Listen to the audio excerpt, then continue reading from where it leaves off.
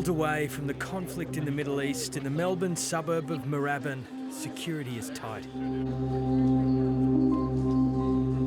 The Jewish community has come together after 12 months to commemorate the dead and the missing.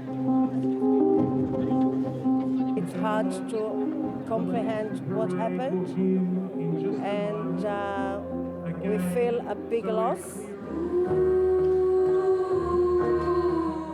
5,000 members of Melbourne's Jewish community were joined by the Prime Minister in a vigil to remember those killed in the Hamas terrorist attacks, which killed 1,200 people. 250 were taken into the Gaza Strip as hostages.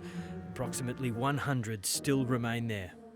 Commemorating personally my cousin Imba, who is still held hostage in Gaza, and obviously all of the lives that we have lost over the last year, and how difficult it's been, not just for the Jewish community, but for the entire Middle East. In Melbourne CBD, a procession was held for the lives lost in Gaza and now Lebanon. According to Gaza's Ministry of Health, almost 42,000 Palestinians have been killed in Israel's war with Hamas since October 7 last year.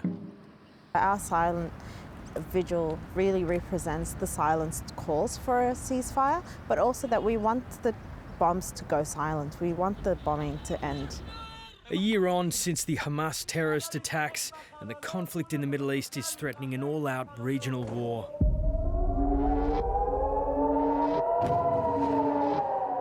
Iran-backed Hezbollah launched rocket attacks into Israel, which has resulted in a series of bombings and airstrikes against Hezbollah targets in Lebanon. According to Lebanese officials, 1,900 people have been killed, most in the last 2 weeks. Free Palestine! At pro-Palestine rallies in Sydney and Melbourne last week, the flags of Hezbollah and images of its recently assassinated leader Hassan Nasrallah were flown.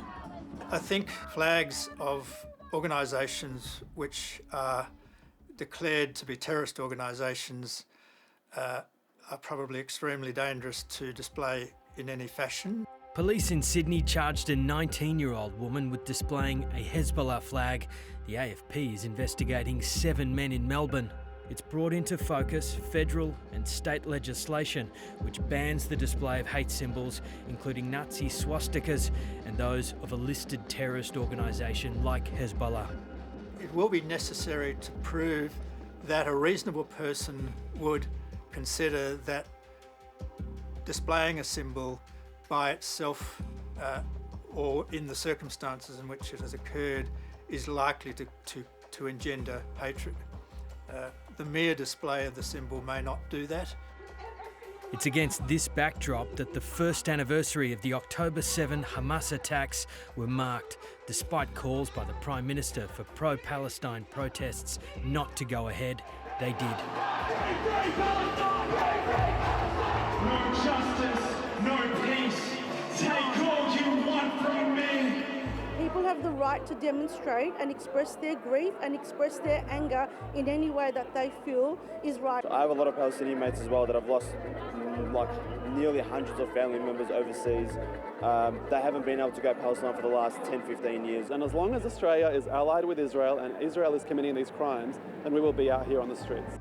At the rally in Melbourne, one man held a sign depicting the swastika inside the Star of David. A group of demonstrators were also waving green and yellow flags, the colour of the Hezbollah flag without its logo. What does the yellow and green mean? Yellow and green. The yellow stands for Socceroos. We support the Socceroos. Yeah. But the green is our culture. Okay. Yeah. Are these colours of Islam? Green and yellow, the colours of Islam.